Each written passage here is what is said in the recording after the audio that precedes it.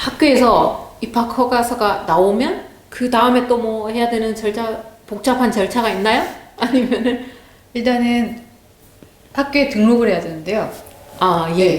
이제 입학허가 받았으니까 네. 등록금이라고 하긴 조금 다르고 운영 부담금 이게 아, 몇십만 원 정도 되는 게 나옵니다. 예. 보통 예. 공립대학은 예. 그거 지불하시고 네. 그 다음에 학교 이제 의료보험에 꼭 가입이 돼 있다는 그 확인증을 내야 해요 학교에. 아, 예, 여기는 학생은 아프면 안 된다. 아플 때 무조건 치료받을 수 있어야 된다 이게 있어가지고 아, 그래요? 그렇다고 하더라고요.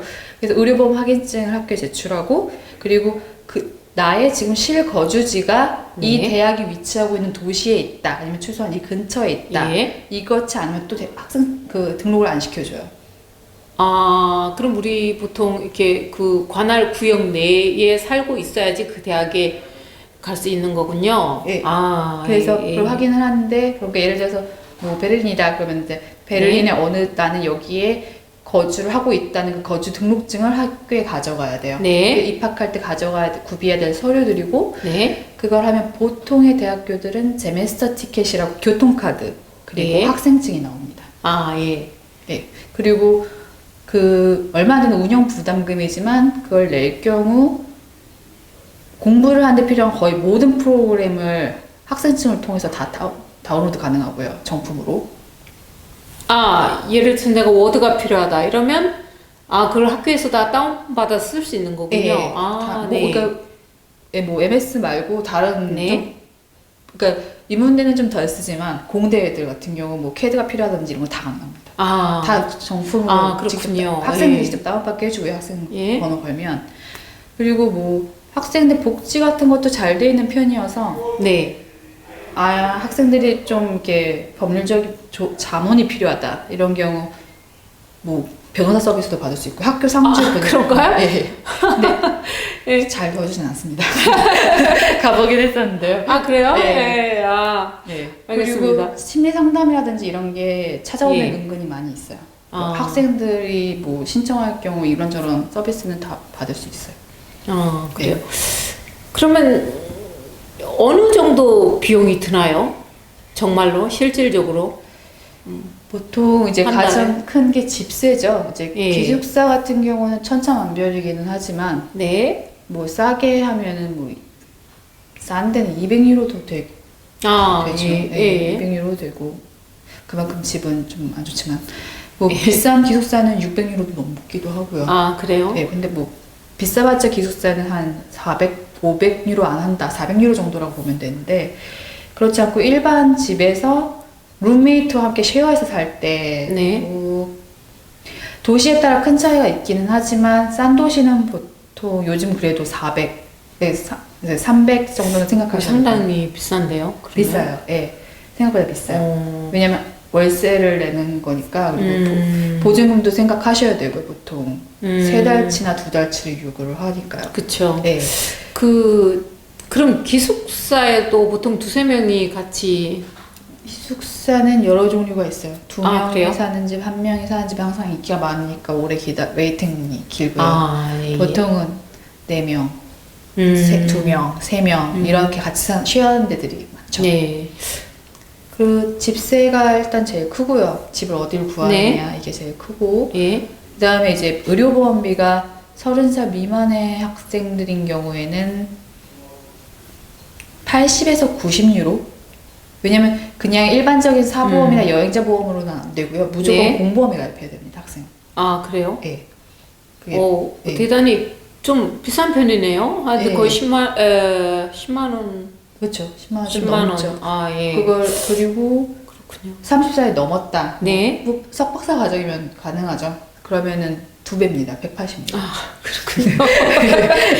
그 전까지는 아, 예, 알겠습니다. 어려서 깎아준 거고요. 예, 180유로. 그러면은 뭐 집세를 그냥 대충 400유로라고 치고 예. 뭐 보험료를 뭐 150 정도라고 일단 대충 네. 평균 내서 치면은 벌써 한 550 정도 드는 그러네요. 거고요.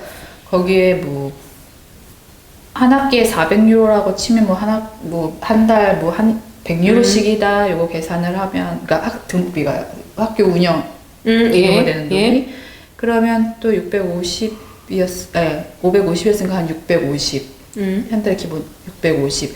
거기 핸드폰비, 그리고 무조건 내야 되는 TV 수신료. 아, 예. 그것도 한 달에 한 25,000원 정도 하거든요. 네. 돈으로 따지면. 그리고 뭐 계좌 유지비도 있어요, 독일은. 한국은 그거는 뭐 비싸진 않죠. 뭐 한 달에 5유로 정도? 한 달에 5유로. 네, 근데 한국에서는 전혀 생각 못 하는 예. 거기에 뭐 1년에 한 번씩 비자 관련 서류 받아야 되고 발급 예. 받아야 되고 뭐 이것저것 하다 보면은, 그리고 자기 기준 생활비 필요하고, 네. 그러면 한 달에 한 1,000유로는 있어야 되지 않을까요? 아, 그러면 여기서 예를 들어서 4년 대학을 다닌다면 아까 1년 비자가 1,000만 원 정도 들었으니까 그럼 매년 거의 1,000만 원이 드는 거네요? 예. 아, 예, 그렇게 그렇군요. 생각하시면 되고. 그리고 또 뭐 예상 밖의 상황이 벌어질 수도 있는 거고, 거기에 만약에 1년에 한 번씩 한국을 다녀간다. 그러면 이제 뭐 비행기 값이라든지, 아, 예. 한국에 간다고 해도 여기서 집세라든지 보험이라든지 뭐 계속 내고 있을 거 아니에요. 그러니까 학교에 들어가는 뭐 직접적으로 내는 뭐 등록금이라든지 운영기금이라든지 그런 것만 비교하면 독일이 굉장히 싸긴 하지만, 뭐 생활비를 고려하면은 그거는 이제 긴 생활 나름이겠죠? 그쵸. 어떻게 생활하느냐? 예. 그러면은 이렇게 비용이 많이 드는데 아르바이트를 할 수 있나요? 대학생이? 할 수 있습니다. 아, 그래요? 네. 그건- 법적으로 예, 예. 그 학생 비자를 받을 때 거기에 써 있는 네. 거에 따라서 조금 다를 수는 있어요. 그러니까 특별한 사정이 예. 안 될 수도 있지만 보통 네. 1년에 120일을 일할 수 있습니다. 아, 1년에 120. 아니면 뭐 하루에 예를 들어 8시간 근무가 독일은 기준인데, 네. 그리고 일주일에 40시간이 기준이거든요, 독일은. 네. 근데 일주일에 20시간씩 일을 한다. 이러면은 240일까지 일할 수 있어요. 아, 그래요? 그러면은 그 수입의 그 리미트는 없나요? 그냥 시간의 리미트만 있고? 그쵸, 없죠. 아, 괜찮네요. 그러면 고수익 알바를 선택하면 좋겠네요. 근데 독일은 그렇게 되면 독일 세금에 대해서 좀 아셔야 되는데, 예를 들어서 예. 960이면 매년 조금씩 바뀌어요. 근데 뭐 예. 1,000유로 좀 안 되는 금액이었는데 작년에 그거 이상 벌게 되면 아, 세금을 많이 내야 소득세가 되는군요. 붙습니다. 그리고 시간이 아, 적게 일했는데 예. 돈을 많이 벌었다. 네. 그런 경우 세금을 더 냅니다. 아, 그렇군요. 아, 벌쓰니 근데 그렇게 일을 열심히 하다 보면 네네. 공부할 시간이 남지 않을 거예요. 아, 예, 예, 알겠습니다. 그러면 적당히 조금씩 그냥 뭐 지영 씨도 알바 해보셨죠? 네. 예, 예. 그리고 근데 문제는 한국이랑 달리 방학이라고 해서 딱 방학이고 이런 게 아니기 때문에 네. 보통 그러니까 강의는 끝났지만 과제가 밀려 있다든지 네. 뭐 시험이 있다든지 이런 게 네. 한국에서는 방학은 아무도 학교를 안 가지만 독일은 네. 그게 가능하거든요. 아, 그러니까 방학이랑 좀 달라요. 여기서 말하는 건 이제 강의가 없는 휴식 기간인데 예. 그때 시험 보러 가기도 하고 뭐 이러니까 뭐 한국 같으면 그냥 방학 때 2달 잠깐 알바하고 예, 예. 다시 열심히 공부해야지. 근데 여기서는 사실은 그렇게 아, 그건 안 노는 되고? 시간은 아니에요. 아, 그래. 그럼 짬짬이 그냥 이렇게 해야 되겠네요? 뭐 요령껏 해야죠. 자기가 할 수 있는 대로. 아, 예. 예, 너무 사기 당하지 말고. 그냥 깊어지니까 나중에 다음에 얘기해야 되겠네. 일단 알바를 해서, 그러니까 뭐 용돈 정도는 쓸 수 있을 정도겠네요. 예. 할 수 있겠죠. 아, 예. 알겠습니다. 뭐, 오늘 그냥 간단하게 대충 개괄적인 얘기를 했는데, 다음에 또 뭐 더 자세한 얘기를 듣고 싶은 요청이 있으면 자세한 얘기를 하기로 하고, 예, 오늘 말씀해 주셔서 너무 감사하고요.